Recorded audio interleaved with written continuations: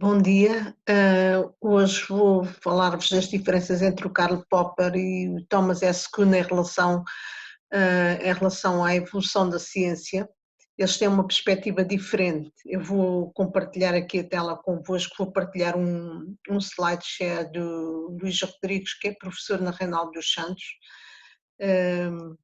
que isto está bastante bom. Vou à procura dele, ele está aqui.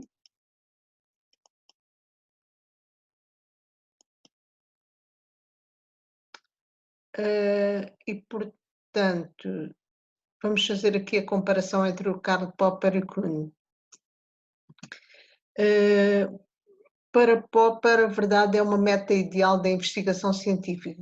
O que é que isto significa? Significa que toda a ciência é uma aproximação à verdade de acordo com um processo evolutivo. As teorias mais verosímeis, que são aquelas teorias que resistem à falsificação, são as que explicam melhor os factos e sugerem novas experimentações e superam testes em que as outras foram derrotadas. No caso de Kuhn, a comunidade científica muda de paradigmas, mas não há uma forma objetiva de provar que a mudança é um crescimento do conhecimento em direção à verdade, como em Popper. A verdade é relativa a um paradigma e por isso nenhum é mais verosímil do que qualquer outro. Isto é radicalmente diferente. Porquê? Porque a perspectiva de Popper é uma perspectiva mais continuista, enquanto que a perspectiva de Kuhn é uma perspectiva descontinuista, como nós vimos, que funciona por revoluções científicas, ou seja, por saltos de paradigma. Para Popper, o crescimento ou o progresso do conhecimento é objetivo porque a nova teoria superou testes precisos e rigorosos. Estamos a falar dos testes do falsificacionismo. Confrontou-se com observações tendentes a superá-las e resistiu à falsificação. Uma teoria está mais próxima da verdade do que outra quando tem um conteúdo empírico que é corroborado por mais factos e torna compreensíveis mais fenómenos do que qualquer outra teoria. Para Kuhn, a mudança de paradigma não é determinada por critérios estritamente objetivos, como uma combinação de fatores extracientíficos, psicológicos e sociológicos, mas ela é, sobretudo, determinada pelo seu poder explicativo, ou seja, pela sua simplicidade, pela sua fecundidade, por aqueles valores epistémicos que nós já definimos anteriormente. Por outro lado, quando nós falamos da racionalidade, a aproximação à verdade que caracteriza a evolução da ciência é marcada pela atitude racional traduzida na vigilância crítica em relação às teorias. Nunca se pode dizer que deixaram de ser conjecturas e se tornaram verdades, ou seja, uma boa teoria é sempre uma conjectura que é aceita pela comunidade científica. É verosímil, então passa a ser uma verdade, mas é numa constante aproximação à verdade que se define todo o curso da ciência. Enquanto para Kuhn a evolução da ciência não é determinada por uma atitude de vigilância, porque os cientistas tendem a ignorar muitos casos as refutações de que o paradigma é alvo. Enquanto no falsificacionismo basta haver um caso em que põe em causa toda a teoria, na questão de Kuhn podem acumular-se as anomalias até chegar a um período de ciência extraordinário e, por sua vez, esse período de ciência extraordinário passa a ser uma revolução científica. Na passagem de um paradigma ao outro, os fatores lógicos e racionais são muitas vezes superados por fatores subjetivos. Quanto ao progresso e avanço da ciência, há progresso na ciência porque as novas teorias, sobrevivendo a testes rigorosos, eliminam os erros das anteriores e assim aproximam-se mais da verdade. A verosimilhança é o critério do progresso. Atenção a esta palavra verosimilhança porque é central em Popper. Uma teoria é verosímil quando é aceite pela comunidade científica. A ciência evolui e progride de forma racional e objetiva.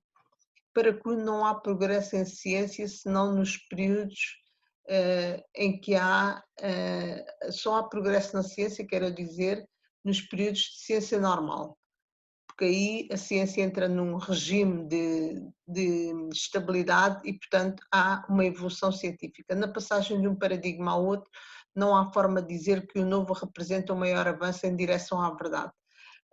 Porquê? Porque um paradigma substitui outro e é como se recomeçasse do zero a evolução científica, embora não se possa dizer que assim seja. A ciência evolui, mas é difícil falar do progresso porque a sucessão de paradigmas não acontece segundo padrões estritamente racionais e objetivos. Ela acontece também por, como nós já vimos anteriormente, por fatores subjetivos. Quando há progresso na ciência é porque as novas teorias sobrevivem a testes rigorosos, eliminam os erros das anteriores e assim aproximam-se mais da verdade. A verosimilhança é, portanto, o critério do progresso. Não passei, desculpem lá.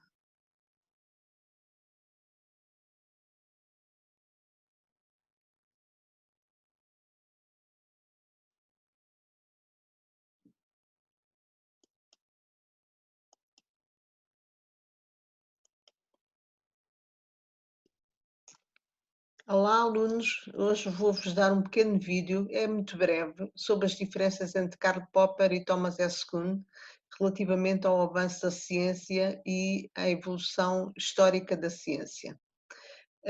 Vou compartilhar aqui a tela com um vídeo que é do professor Luís Rodrigues. Não está aqui. É este, exatamente, é este aqui.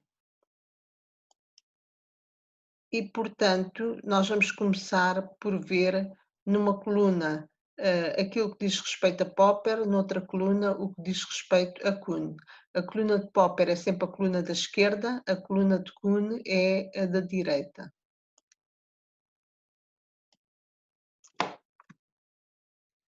Ora bem, o que é importante para Popper em relação à verdade? É que a verdade é uma meta ideal da investigação científica. As teorias mais verosímeis, e já vamos ver o que é este conceito de verosimilhança, são as que explicam melhor os factos, sugerem novas experimentações e superaram testes em que as outras foram derrotadas. Ora, a teoria mais verosímil é aquela que resiste melhor ao falsificacionismo ou à falsificabilidade das teorias. Enquanto para Kuhn a comunidade científica muda de paradigmas, mas não de forma objetiva, mas não há forma objetiva de provar que a mudança é um crescimento do conhecimento em direção à verdade. Enquanto que em Popper o conhecimento é sempre um crescimento em direção à verdade, para Kuhn isso não acontece. Porquê? Porque a verdade é relativa a um paradigma e por isso nenhum é mais verosímil do que outro. Quanto à objetividade, como é que se comportam estes dois autores? O crescimento do progresso do conhecimento para Popper é objetivo porque a nova teoria superou testes precisos e rigorosos, os testes de falsificação, não é? Do falsificacionismo.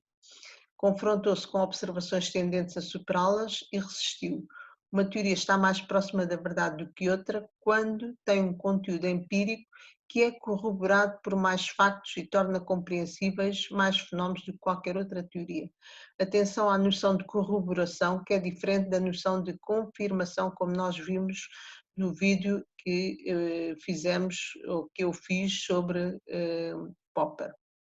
Quanto a Kuhn, a mudança de paradigma não é determinada por critérios estritamente objetivos, mas por uma combinação de fatores que são extracientíficos, psicológicos e sociológicos e científicos, que se resumem ao seu poder explicativo, ao seu alcance, à sua simplicidade e fecundidade.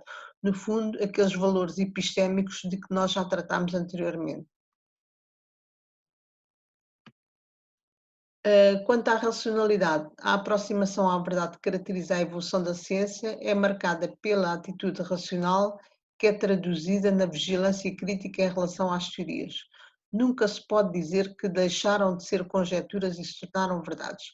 Ora, o que é que isto significa? Significa que uma teoria resiste enquanto ela resistir aos testes do falsificacionismo e, portanto, ela é verosímil.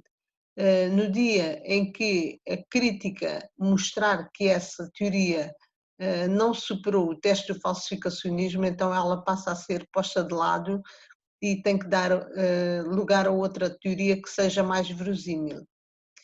No caso de Kuhn, a evolução da ciência não é determinada por uma atitude de vigilância crítica, porque os cientistas tendem a ignorar, em muitos casos, as refutações de que o paradigma é alvo. Na passagem de um paradigma ao outro, os fatores lógicos e racionais são muitas vezes superados por fatores subjetivos. Ora, estes fatores subjetivos têm que ver com as perspectivas dos paradigmas, porque cada paradigma envolve também a perspectiva dos cientistas, não é?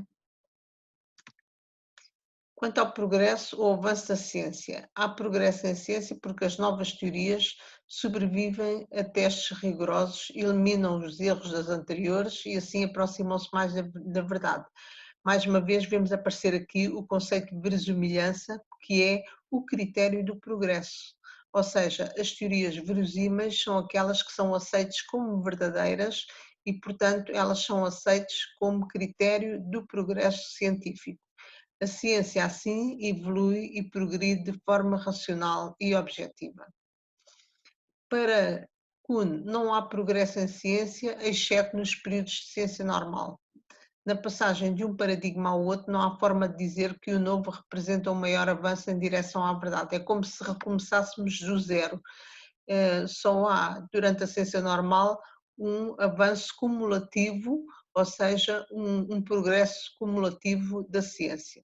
A ciência evolui, portanto, mas é difícil falar de progresso porque a sucessão de paradigmas não acontece segundo padrões estritamente racionais e objetivos. Ora, chegamos ao fim. Este vídeo foi muito breve, isto é só para chamar a atenção para as diferenças dos autores, entre os autores, segundo os aspectos segundo o aspecto da evolução da ciência e da evolução científica do ponto de vista histórico, ou seja, o que é que para um é importante, o que é que para o outro é mais importante. No caso de Popper, o que é mais importante é a aproximação da verdade e uma perspectiva continuista da ciência. No caso de Kuhn, é uma perspectiva descontinuista da ciência que avança por saltos, por revoluções científicas.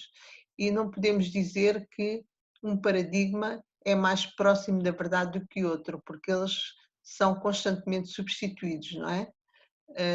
Toda a gente estava convencida que o geocentrismo era um bom paradigma, quando de repente a sucessão de anomalias foi de tal ordem que fomos obrigados, ou que os cientistas foram obrigados, a reinventar um novo paradigma para explicar os fenómenos que já não se comportavam à luz do paradigma anterior. Então, isso significa que há uma descontinuidade na evolução científica. E por hoje chegamos ao fim, vou interromper aqui o compartilhamento. Espero que tenham percebido bem estas diferenças. Se não perceberam, temos sempre as aulas síncronas para discutirmos estes assuntos, está bem? E fiquem bem.